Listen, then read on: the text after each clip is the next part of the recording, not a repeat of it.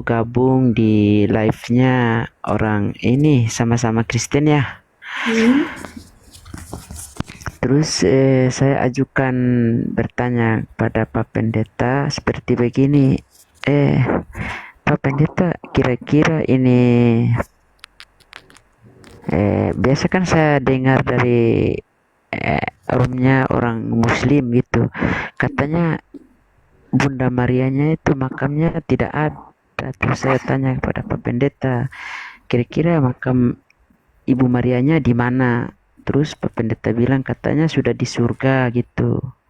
Itu di mana, gimana itu ya? Oke, baik. Untuk yang hal ini saya serahkan langsung sama ustadz saya, sama guru saya ya. Insya Allah beliau lebih paham daripada saya. Tentunya pasti ilmunya lebih banyak daripada saya. Oke, Ustadz Dio mau menanggapi silakan. Ya. Enggak, yang ditanya ini siapa nih? Maria atau Maryam? Iya, maksudnya di Kristi kan Maria. Hmm. Ini abang tanya Maria. Iya. Abang tanya Kristen. Kok tanya ke kami? Kalau abang tanya ke kami tentang Maryam, ibunya Isa,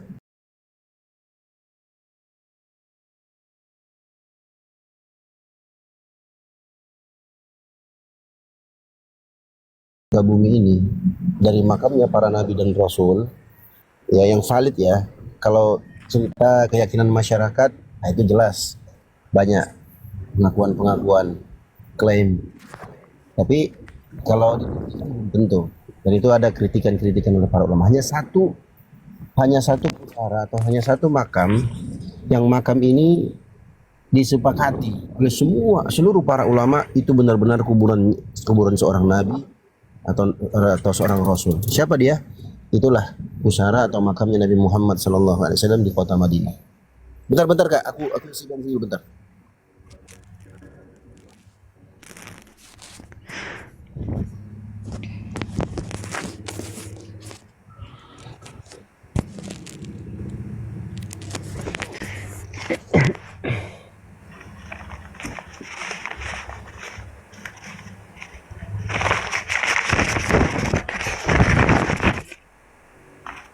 Itu Bang jawabannya Bang. Oh ya, baik-baik. Abang ini Kristen apa Bang? Katolik apa Protestan? Protestan, Bang. Ya Katolik apa atau Protestan? Protestan. Oke. Tapi sebelumnya Bang Dio, Ya. ini kan banyak yang saya bertanya sama Pak Pendeta itu kan bukan cuma itu aja. Banyak yang saya ajukan pertanyaan itu setelah saya baca di Bibelnya kami. Setelah itu saya tanya sama Pak Pendeta, ada yang di Yohanes 17 nomor 8, tapi pendetanya jawabnya saya belum mendapat jawaban yang puasnya gitu. Ya, pertanyaan apa? Kalau nggak sebenarnya begini, abang ini percaya nggak kalau Yesus itu adalah utusan bukan Tuhan? Ya kalau itu ya saya bisa percaya Oh, berarti itu. Yesus menurut Bang Gibrayu ini, menurut Bang Gibrayu, Yesus itu utusan Tuhan dan bukan Tuhan. Iya, utusan, dia sebagai utusan gitu. Oke, ya udah berarti sedikit lagi nih, Pak. Dikit lagi nih. Kalau abang meyakini dia adalah utusan, kalau begitu Yesus itu punya Tuhan, betul? Iya, pasti ada. Nah, pasti ada Tuhannya. Nah, kenapa Ya, abang tidak menuhankan Tuhannya Yesus? Kenapa abang tuhankan Yesus? ya mungkin saya ya Begini ya. cari dulu Bang, dicari gitu. Oke, nggak apa-apa. Abang cari-cari aja lah. Yang Ya pada tapi gini Bang, ya gimana? kan saya kan pernah bertanya itu di Yohanes 17 nomor 8 itu kan, Ya. saya bertanya di situ, firman yang engkau sampaikan kepadaku ini, cuman Pak Pendetanya jawabnya belum mendapat Ya, kayak belum puasnya jawaban aku, macam belum jawaban dari Pak Pendeta itu kan aku belum ngerti. puas maksud aku. Iya, aku ngerti dari maksud abang itu. Itu salah satu ayat yang eh, belum bisa atau mungkin tidak mampu dijawab oleh teman-teman Kristen ketika bahas tentang firman. Kan selama ini kan teman-teman Kristen memahami ya Yesus itu adalah firman. Kan begitu. Nah, Itu apa? ternyata di Abang Dio, bisa ya, saya bisa saya baca dari Yohanes 17 nomor 8 biar ya silakan. Dio menjelaskan sedikit Ya, biar silakan, silakan. ya kan 17 nomor nomor 8 kan, sebab segala firman yang engkau sampaikan kepadaku. Itu engkau itu merujuk kepada siapa gitu maksud saya. Bapaknya, bapaknya Yesus. Berarti dia sampaikan kepada Tuhan Yesus gitu. Kenapa? Berarti dia sampaikan firman kepada Yesus gitu. Iya, iya. Jadi kalau begini Bang ya, perspektif nabi atau rasul itu adalah seorang yang mendapatkan firman Tuhan. Ya, Nah, dia itu mendapatkan firman Tuhan. Firman Tuhan itu apa? Firman itu artinya kalau kita lihat ke bahasa Indonesia, kamus besar bahasa Indonesia. Firman itu adalah perintah Tuhan, artinya perkataan Tuhan yang disampaikan kepada nabinya. Nah, nabi ini nanti akan menyampaikan kepada umatnya. Nanti walaupun ada perbedaan istilah antara nabi dan rasul ya. Yang intinya adalah mereka ini adalah orang-orang yang diutus Tuhan untuk umat manusia. Itu intinya. Nah, kalau Yesus mengatakan sebab segala firman yang telah engkau sampaikan kepada aku telah kusampaikan kepada mereka dan mereka menerimanya dan seterusnya, berarti fix Yesus ini bukan Tuhan. Ada ya, Tuhan yang ya, mengutus dia, kan begitu. ya, ya. Ya, itu maksud ayat itu. Ya, terus ini saya kan sering baca-baca itu Bibelnya, terus saya juga bertanya bukan cuma soal itu. Dalam Korintus nomor 8 sampai ke ayat 6 juga. Namun bagiku hanya ada satu Allah, satu Nah, yaitu Bapa. Cuman Bapak pendetanya selalu jawabnya belum dapat kepuasan dari aku gitu. Itu iya, gimana ya? iya karena begini Bang. Kenapa jawaban-jawaban mereka itu tidak memuaskan? Karena abang ini adalah orang yang wallahu alam ya. Tapi kalau aku lihat dari gaya bahasanya abang ini orang yang memang tulus mencari kebenaran. Iya Sedangkan bang. para pendeta yang abang tanya itu, mereka nggak mau menyampaikan kebenaran itu atau memang mereka Kan pun nggak tahu juga, kan itu bang. aku Masalah. tanyakan seperti begini Bang Dio. Kan Hmm. ini kan pernyataan Tuhan kami ini, Tuhan Yesus ini. Namun Ya. bagiku hanya ada satu Allah saja yaitu Bapa. Cuman Pak Pendetanya jawabnya saya tidak mendapat jawaban yang kurang pas gitu. Makanya saya selalu bertanya. Bukan saya menyalahi Pak Pendeta, bukan ya. Iya betul, Gitu. tahu bang. Itu ada dua kemungkinan bang. Yang kalau perspektif aku pribadi ya.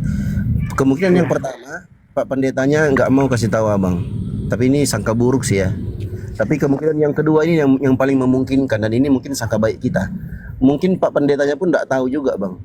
Dia pun nggak tahu kebenaran bahwasanya Yesus itu bukan Tuhan. oh, Yesus itu utusan gitu Tuhan. ya. Bisa Makanya ini kemungkinan yang paling memungkinkan dan yang paling baik lah gitu kalau kita mau ya, baik begini ya. Bang Dio, kan saya selalu bertanya sama Pak Pendeta itu hanya dua ini, Yohanes sama Korintus ini kan merujuk kepada ketuhanan juga ya, kepada Betul. Bapaknya. Makanya saya minta itu dari Pak Pendeta kami itu biar jawaban yang pas buat saya gitu. Ya, jadi Biar berarti saya di Yohanes puas. 17:8 dan Korintus berapa tadi, Bang? Nomor 8 ayat 6, nomor Ya, Korintus nomor 8. Kan ya. namun bagiku hanya ada satu Allah saja yaitu Bapa ya. Begitu. Ya. Itu sudah jelas ya. Berarti saya pikir secara akal sehat saya ini berarti Yesus ini kayak utusannya gitu ya. Ya, betul. Ya, Betul. Itulah kebenaran yang hakiki, kebenaran yang sesungguhnya yang banyak teman-teman Kristen tidak menyadari, walaupun mereka tahu ya, tapi mereka secara tidak langsung mereka nggak sadar, seakan-akan eh, doktrin dan dogma gereja itu sudah tidak bisa lepas lagi dari kepala mereka, seakan-akan lah ya. Gitu ya, Bang. Tapi masih ada juga orang-orang yang mau berpikir kritis kayak abang ini kan, dan kebanyakan mereka yang mau berpikir kritis dan mau mencari kebenaran, kebanyakan mereka ini mualaf, bang. Kebanyakan, contohnya nih host ini contohnya, atau Bang Faruk Jenipar, atau Aritonang, Kak Nora Aritonang, atau siapa, Kak Hesti Sinaga, dan masih banyak, Stanley, Kak Mariam, banyak. Mereka ini adalah orang-orang yang berpikir kritis dan memang jujur mau mencari kebenaran. Jadi bukan mau sekedar hujat-hujatan atau ngolok-ngolok, enggak, tapi memang benar-benar mereka ini mencari sebenarnya Tuhanku ini siapa sih sebenarnya gitu kan. Nah, kayak abang ini kan, abang kan membaca tuh. Kalau memang Iya, Yesus adalah Tuhan, kenapa Yesus ngomong begitu? Kan begitu. iya, Ya kan? Nah, itu juga iya yang saya, dialami oleh Bang iya Faruk makanya dari Jenipar. situ saya pikir secara saya punya pribadi akal saya itu kenapa dia harus meminta juga sedangkan saya juga percaya dia selama ini gitu. Ya, itulah orang-orang yang mau menggunakan akalnya, Bang. Kayak abang ini kan. Sebenarnya kami di sini tuh, Bang ya. Kami teman-teman muslim di sini tuh hanya membantu sebenarnya untuk memudahkan. Nah, kayak orang kayak abang inilah yang mencari kebenaran, ingin tahu sebenarnya kebenaran yang sesungguhnya itu seperti apa. Nah, kalau abang Ya, membaca maksudnya Biblenya abang, saya tahu. maksudnya aku berbicara ini bukan menyalahi agama saya bukan ya Iya, Bang iya, ya. paham, Bang, betul. Ya, Ya, itulah kebenaran yang hakiki. Tuhan yang sesungguhnya itu ya Tuhan yang mengutus para nabi dan rasul. Tuhan yang menciptakan langit dan bumi. Dan satu-satunya, enggak dua, enggak tiga. Gitu, abangku. iya. Berarti gimana ya? Berarti maksudnya dari Pak Pendeta simpan yang sebenarnya atau simpan yang sebenarnya atau gimana itu? Nah, itu Karena ada dua Oh, kemungkinan yang disebutkan izin tadi. boleh saya masuk sedikit? Ya, silakan. Oke, Bang Gibrayu. Kalau ya, berdasarkan dari pengalaman saya juga, saya kan sama juga sedang mencari Tuhan. Mungkin kalau Bang Gibrayu sering masuk room saya, pernah mendengar cara saya berdoa? saya baru follow ini Daya Kalimantan Baru aja. Jadi saya doanya gini, Bang Gibrayu. Waktu saya berpikir seperti Bang Gibrayu kemarin, berpikir kritis, karena banyak sekali hal-hal yang saya tanyakan kepada apa teman-teman di tempat kita ibadah, yang dulu saya juga imani saat ini Bang Gibrayu imani. Saya bertanya itu banyak yang mereka nggak bisa jawab. Bukan hanya nggak bisa jawab, tapi mereka itu malah menyimpangkan dari pertanyaan saya. Dan ada ayat-ayat yang saya baca itu justru malah ditutupi atau saya tidak diizinkan membaca ayat itu dikatakan bahwasanya ini jangan kamu baca, bacanya yang ini aja. Jadi hanya ayat-ayat yang boleh dibaca itu hanya yang direferensikan aja gitu. Jadi memang ada ayat-ayat yang kita itu tidak diizinkan untuk baca itu. Nah, terus karena saya merasa ini kok nggak kayak gini nih harusnya, saya ingin tahu. Tapi kenapa ada yang ditutupin kan gitu? Kayak kita belum puas kan dengan apa yang kita jawaban itu tadi yang kita dapatkan kan, Bang Gibrayu? Ya, Nah, di situ saya berdoa. Saya bilang, ya Tuhan, kalau memang Engkau Tuhan yang layak saya sembah dan saya layani, maka bimbing saya Tuhan, bagaimana cara saya untuk melayanimu dengan baik dan benar. Tapi jika bukan Engkau Tuhan yang layak saya sembah, maka bimbing saya Tuhan. Tuhan yang mana yang pantas saya sembah. Nah itu berarti kan kita sedang berserah diri kepada Tuhan. Abang percaya doa itu kita sedang berbicara kepada Tuhan? ya, Abang percaya doa itu ya, kita sedang berbicara dengan Tuhan? iya percaya. Nah, jadi di situ saya berserah diri kepada Tuhan. Nah, saat itulah saya mulai mendapatkan rentetan-rentetan dari petunjuk-petunjuk saya membuka Al-Quran. Gitu. Nah, di dalam Al-Quran itu pertama kali saya membuka Al-Quran juga saya nggak paham, Bang. Ya. Saya juga belum paham semuanya, saya juga belum mengerti. Tapi setelah saya bertanya sama Pak Pendeta, saya balik ke rumah itu saya hanya baca di Bible itu hanya Yohanes sama Korintus karena saya penasaran ini. Hmm. Ini saya penasaran terus, makanya saya baca ini kenapa bisa begini? Karena dia bisa berdoa juga kepada ini. Makanya saya bingung, makanya saya baca ulang-ulang itu. Nah, benar. Jadi gitu, Bang. Jadi saya membaca Al-Quran dan apakah saya mengerti membaca Al-Quran itu? Enggak. Karena pertama kali menurut saya asing. Setiap ucapan dari perkataan dari Al-Quran itu asing. Dan menurut saya waktu itu perkataan dari Al-Quran itu sangat tinggi. Sangat tinggi dan saya tidak mudah memahami itu gitu. Bukan bahasa Arabnya ya loh ya, Bang. Saya yang baca tuh artinya, terjemahannya. Cuma bedanya saat saya mencari tahu tentang Al-Quran dengan yang kemarin saya pelajari itu tadi, di saat saya menanyakan isi dari Al-Quran ini ya kepada orang-orang yang memang udah ahli di bidangnya ya, yang sudah paham tentang Al-Quran ini, mereka selalu menjawab, bahkan saya tidak meminta ayat yang yang saya tidak tahu seperti itu, mereka malah justru membukakan, Bang.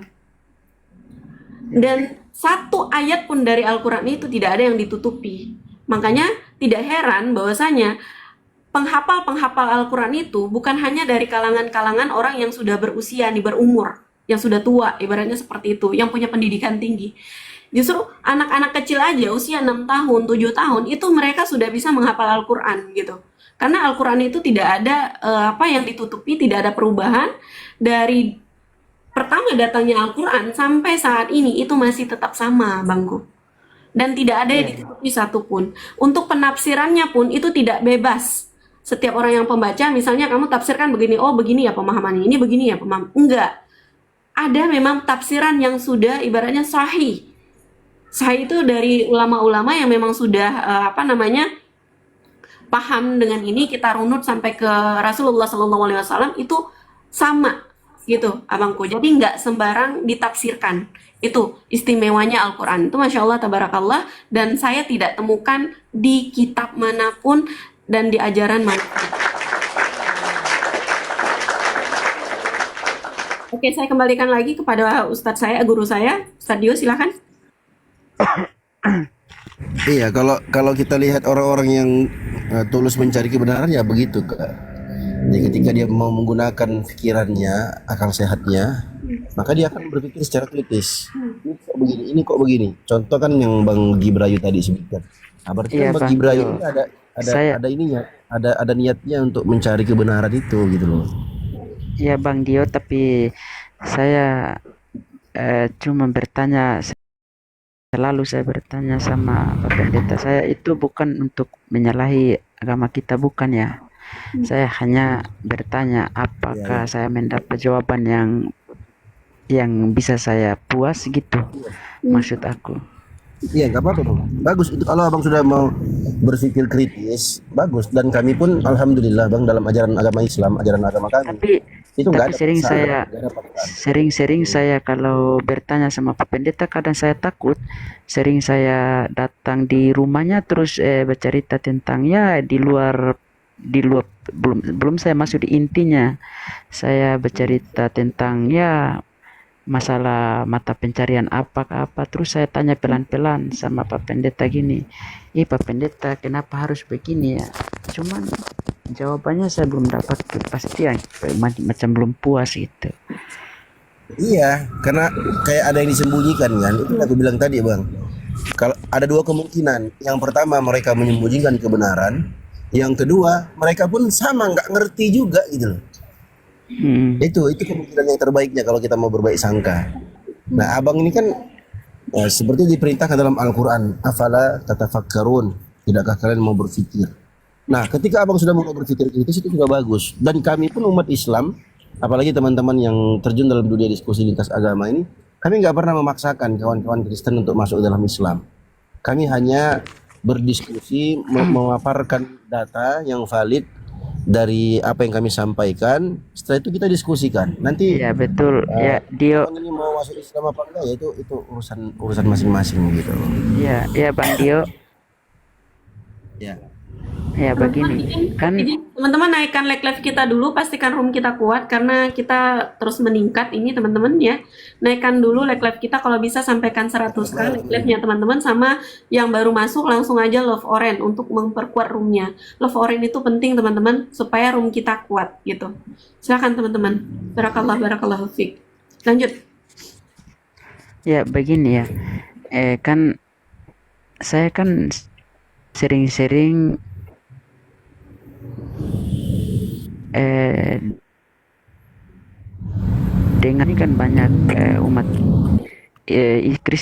Islam ya, kan mereka katakan seperti begini, kan orang umat Kristen itu tidak bisa ibadah hari Minggu, harus hari Sabtu.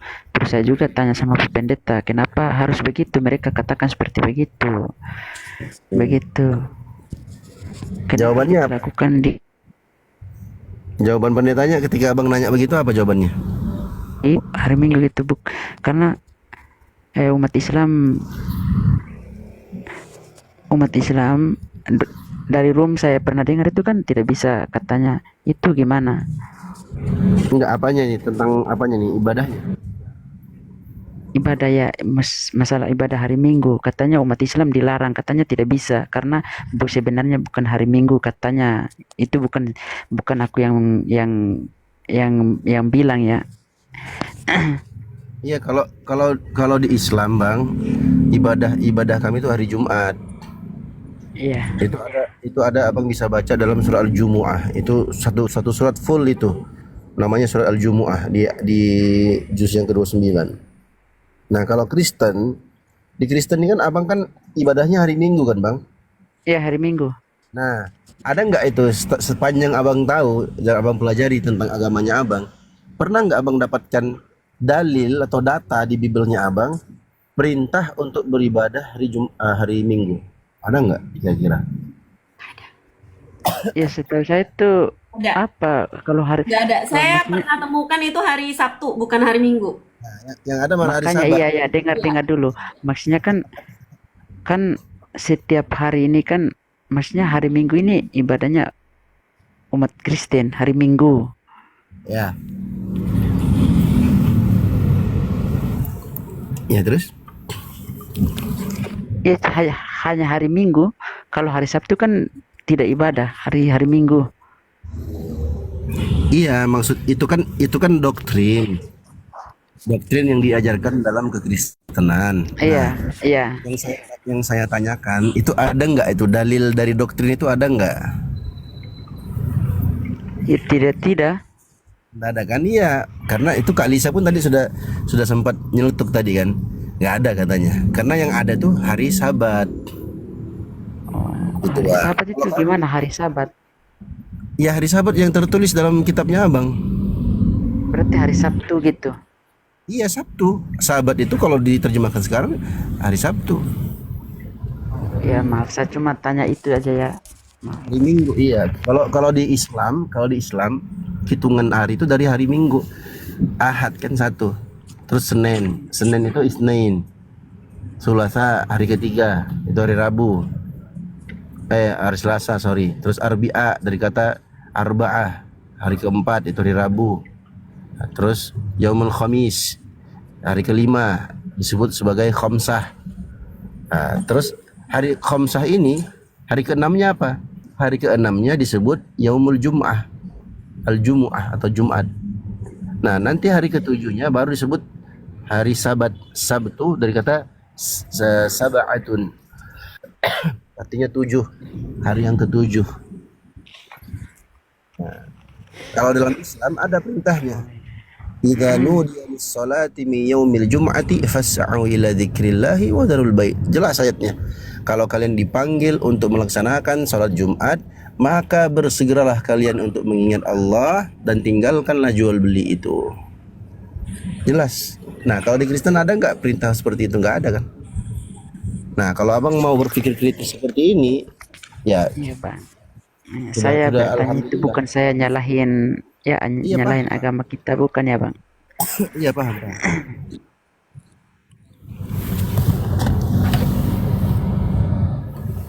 Kebenaran tetaplah kebenaran. Justru kami senang Abang kalau misalnya Abang bisa berpikir kritis seperti ini, lebih banyak lagi pertanyaan. Itu justru lebih bagus.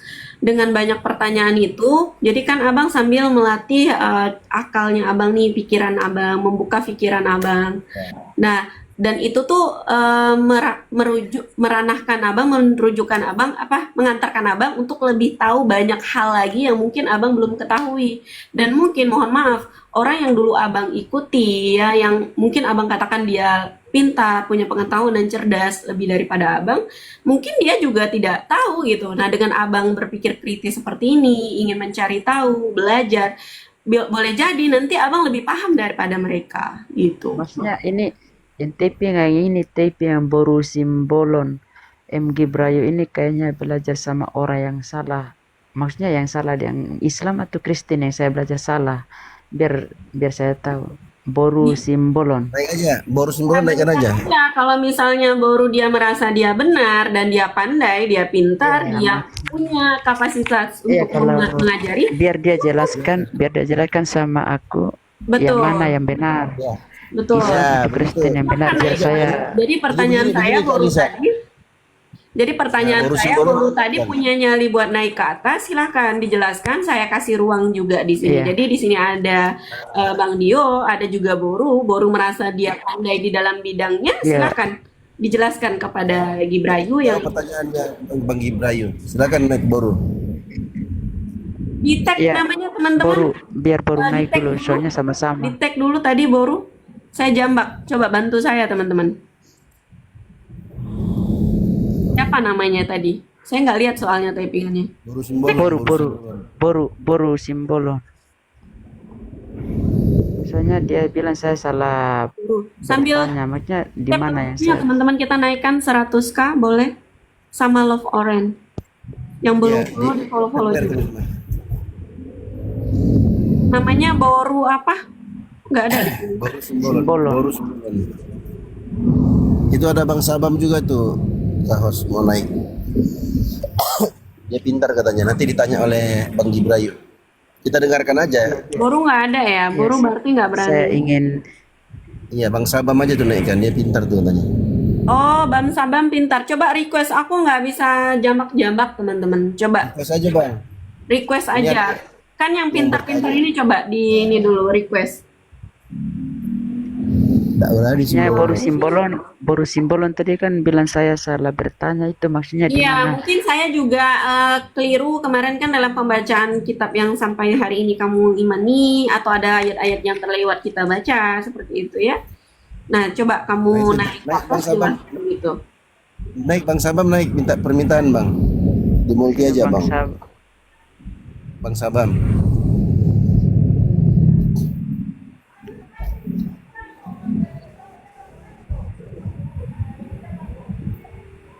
Kalau nggak ada nggak apa-apa, dilanjut aja Gibrayu sama Bang Dio. Ya, mereka nggak naik lah. Saya bertanya ini bukan salah orangnya. Mau Kristen pun Islam saya bertanya semua. Mana yang bisa saya terima, itulah saya bertanya itu. Bukan terus saya menjatuhkan agama saya, bukan. Mana typing dia nggak level kali sama kamu katanya. Yang mana Bilang sih? kau pintar.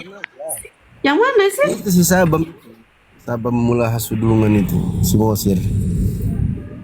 Oh ya udah, aku bisuin aja ya. Sabam, kamu kalau punya nyali udah naik deh Sabam. Iya naik aja lah, kan enggak digigit Bukan. kok. Saya ralat deh, lebih saya perhalus deh.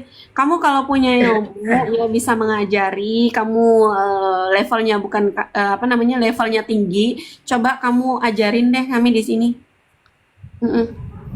Iya tadi di typing aku pintar, disuruh naik dia bilangnya nggak level, cuman aja. Oh berarti dia nggak ada ilmu itu, Ustadz Dio, nggak ada ilmu, makanya takut naik ke atas. Nanti bingung kan?